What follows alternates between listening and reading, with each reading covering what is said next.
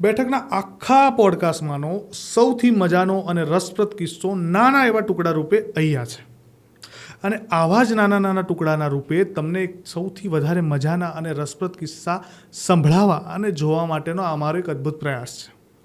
આશા છે કે તમને ગમશે તો તમે વિડીયોને લાઇક કરો, કમેન્ટ કરો અને બેઠકની ક્લિપ્સને એટલે સબસ્ક્રાઈબ કરો કારણ કે તમને અહીંયા આવા જ નાના નાના ટુકડાના રૂપે આખા પોડકાસ્ટના સૌથી વધારે મહત્ત્વના અને મજાના કિસ્સા તમને જોવા મળે.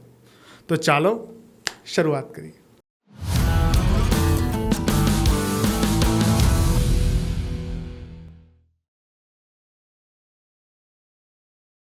તમે તમારા ફાધરની ઘણી વાતો કરી. હવે મેં એક વિડીયો જોયો હતો હમણાં તમારો રિસેન્ટલી. એમાં તમે એવું કીધું હતું કે એક સફળ પુરુષની પાછળ એક સ્ત્રી હોય છે અને એક સફળ સ્ત્રીની પાછળ એક પુરુષનો હાથ રહેલો હોય છે અને તમારા જીવનમાં એ પુરુષ તમારા પિતા છે. એટલે આઈ એમ વેરી ક્યુરિયસ કે આવું સ્ટેટમેન્ટ કેમ? આમ તો જનરલી દરેક છોકરી માટે એના પિતા હીરો છે, પણ તમે એમ કીધું કે એમના થકી મને સફળતા મળી છે. એક્ઝેક્ટલી આવું સેન્ટેન્સ નીકળવા પાછળના કારણો શું? એના પાછળના કારણો તો ઘણા બધા છે, પણ ટૂંકમાં એક સ્ટોરી કહું તો આ સ્ટોરી મેં પહેલાં પણ કહેલી છે, કદાચ તમે સાંભળી હોય કે નહીં, કે મને બહુ જ મોટું સપનું હતું કે મારે ભણવું છે તો હું ફોરેન જ ભણીશ, હું ઇન્ડિયામાં નહીં ભણું. મારા સિસ્ટર હતા એ બેંગ્લોરમાં ભણતા હતા, તો ફાધરે કહ્યું કે જ્યાં ભણે છે ત્યાં જ એની સાથે જ ભણવા જાઓ ને તમે, તો તમને એમની કંપની રહે, એમનું ગાઈડન્સ રહે, એમની હૂંફ રહે. મેં કીધું નહીં, મને તો ત્યાં નથી જવું, મારે તો ફોરેન જ જવું છે. પણ ફાધરને લાગણી હોય નેચરલી સહજ પોતાની દીકરી ઉપર, તો છેલ્લે એમણે હી ગેવ ઇન કે ચલો હા તમે જાઓ, નો પ્રોબ્લેમ. પછી એક ઉત્સાહ હોય, પછી આપણે જ્યાં બેસવા જઈએ ત્યાં કંઈક કે મારી દીકરી તો લંડન ભણવા જાય છે, you know that kind of excitement share કરવાનો કે પ્રાઇડ હોય. અમે કોઈના ઘરે બેસવા ગયા હતા અને એવી વાત કરી ફાધરે કે અમે બહાર ભણવા મોકલીએ છીએ, તો કે હા આવા નાટક તો અમારી દીકરીએ બહુ કર્યા હતા, પણ હવે કે લગ્નની ઉંમર થઈ ગઈ છે, આવું બધું આપણને ના શોભે અને તમારે આવી વસ્તુને પ્રોત્સાહન ના આપવું જોઈએ. તમે વિચાર કરો કે એ વ્યક્તિ મને ઓળખતી નથી, મારા સપનાને ઓળખતી નથી, મારા ભવિષ્યને ઓળખતી નથી કે હું ક્યાં જઈને ઊભી રહીશ, અને તમે એવું જજમેન્ટ કેવી રીતે લગાડ્યું? તમે શું કામ નિર્ણય લીધો? મારા હકનો નિર્ણય તમે શું કામ લીધો કે મારે ભણવું જોઈએ કે ના ભણવું જોઈએ, મારે બહાર જવું જોઈએ કે ના જવું જોઈએ?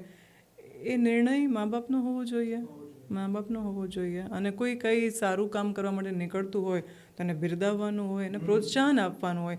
ચલો જીતશે કે હારશે એ પછીની વાત છે, પહેલાં પ્રોત્સાહન તો જોઈએ ને. આજે પક્ષી જ છે, માળામાંથી પહેલી વખત ઉડતું હોય તો એની માં શું કહેશે કે બેટા પડી જાય તો ઠીક છે, પણ એક વખત ઉડાન તો તું લે, તો તને ખ્યાલ આવશે કે તને પાંખ પણ છે.